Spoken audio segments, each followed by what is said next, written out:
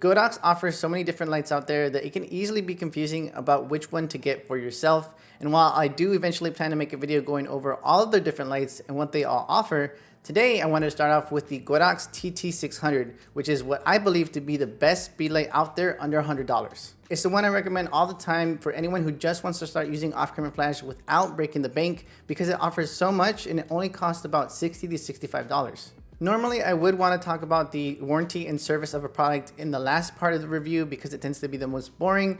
But in this case, I wanted to make an exception because there's so much misinformation out there regarding Godox products regarding the warranty and service. If you do buy through Godox directly, then yes, you can get limited warranty and service. But this is exactly why I always tell people, if you want to get this light or any other Godox light, then you need to order in the US through either B&H or through Adorama, where their lights can be found under the brand Flashpoint. By ordering through these stores instead, you can make sure that you're covered in case anything goes wrong with your light. The biggest reason why I use and recommend Godox lights is because their ecosystem of lighting is so extensive. You have this very affordable Godox TT600, which is about 6 years old by now, but it works with Godox's latest lights. Again, I will be making a video going over all the different Godox lights, but just know that this ability to connect their most affordable lights to their latest and greatest, and because of how many different options they have with lighting and all the different features in those lights, you have a great system of lighting to grow from as a photographer. This ecosystem of lighting allows you to invest in their most affordable lights just to learn off-camera flash, and then as your needs grow as a photographer, you can invest in their other lights that might have other features that better suit your needs later on. My point is not that you can't learn from other brands as well, but you might have limited options with those other brands. If you buy a Speedlite from Yangno, for example, it can absolutely work great for you, but if you ever find yourself in a situation where you need a strobe stronger than 200 watts, then they won't have anything to offer you, at least at the time of filming this video. So here's the Godox TT600, and it can feel a little bit intimidating seeing all the different buttons and everything, but I'm gonna do my best to break it down for you guys in a quick second. But before I do that, let me show you guys how to power on this light. All you need to do is just get the side compartment here, slide it down, pop it open, put 4 batteries in, pop it down, slide it back up, and then you're good to go. I believe the light is rated at 230 full powered shots, but of course, if you're gonna be using less than full power, then you'll be able to get more shots off. The light can tilt 90 degrees down and then also turn 90 degrees to the right and all the way to the left. And if you ever shoot in a normal to small size room, I would recommend you aim the light up and a little bit back for nice soft light rather than shooting it directly to your subject. To turn the light on, all you need to do is just flip the switch right here that says on off to on, and then we can start connecting the light to the transmitter. For any light out there, in order to connect the camera to the light, you need to sync them together. For Godox, that means matching the channel. There's 32 channels, and the group A through E to the group in the channel that's going to be on your transmitter. You'll notice that each button can do 2 things, and to access the first thing, which is on top, you press the button quickly, while a long press is needed to access the bottom thing. In order to connect the light to the transmitter, you need to enable the wireless mode, and you do that by giving a long press to the mode/Harry Potter scar looking symbol, which actually means wireless mode. Once you see the Wi-Fi looking symbol, then turn the dial twice till you see S, which stands for slave mode, then press the set button because that's the mode we want to be in. The M that we passed by stands for master mode, which is a mode that you use whenever you want to use the TT600 to control other Godox lights.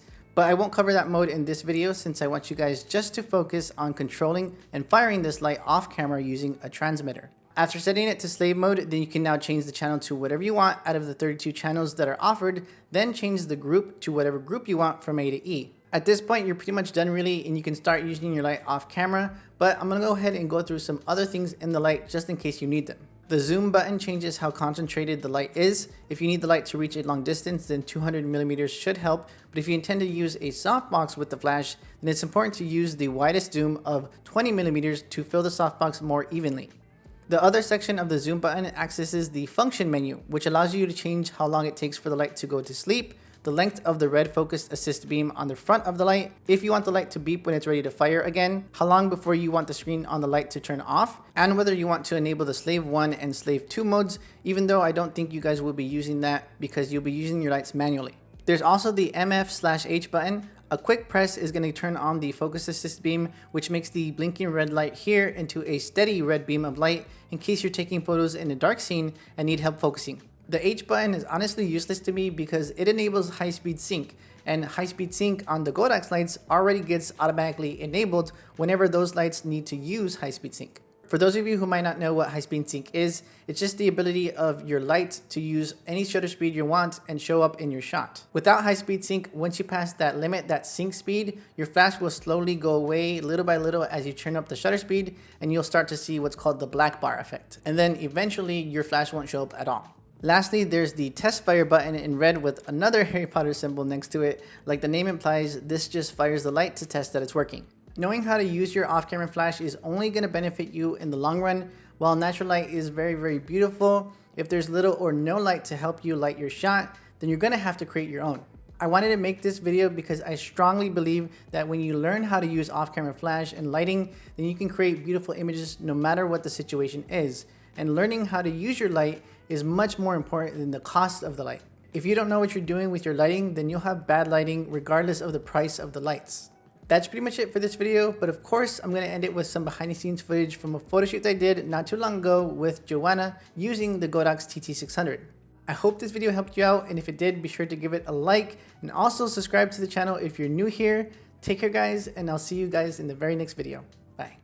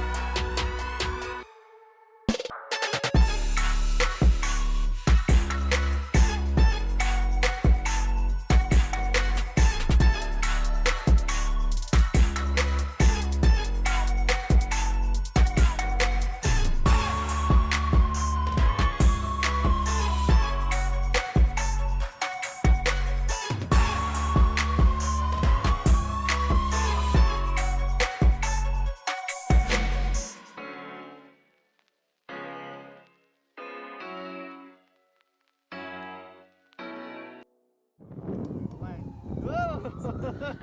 You got it this time. Thank you.